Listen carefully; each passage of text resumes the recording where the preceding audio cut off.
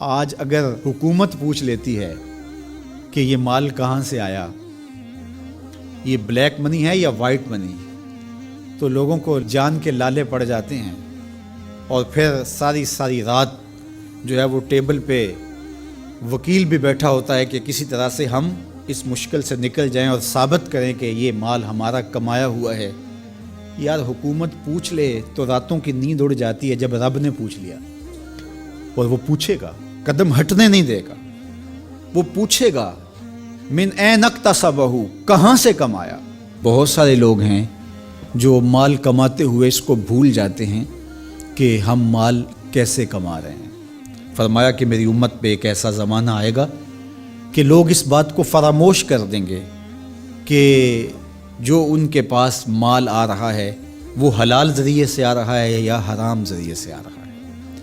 مال کی محبت اس قدر غالب ہو جائے گی کہ حلت اور حرمت اٹھ جائے گی،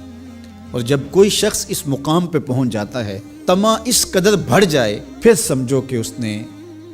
قیامت کے دن اللہ کے حضور سخت شرمندگی کا اہتمام کر لیا، سخت رسوا ہوگا اس نے۔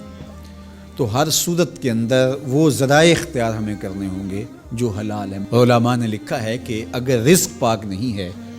تو نیک لوگوں کی دعاؤں سے بھی حصہ نکال دیا جاتا ہے، یعنی ایک تو اس کی اپنی دعا قبول نہیں ہوگی، دوسرا نیک لوگ جو دعائیں مانگتے ہیں اللہ پوری امت پہ رحم کر، پوری امت کی خیر فرما، تو اس شخص کا حصہ نیک صالحین لوگوں کی دعاؤں سے نکال دیا جاتا ہے۔ تو قیامت کے دن اللہ اپنے حضور سے بندوں کے قدم ہٹنے نہیں دے گا جب تک یہ سوال نہیں پوچھ لے گا کہ تم نے رزق کمایا کہاں سے، اور پھر دوسرا سوال ہوگا کہ وفیما انفقہ، اس کو خرچ کہاں کیا۔ عمومی طور پہ ہم اس پہ تو زور دے دیتے ہیں کہ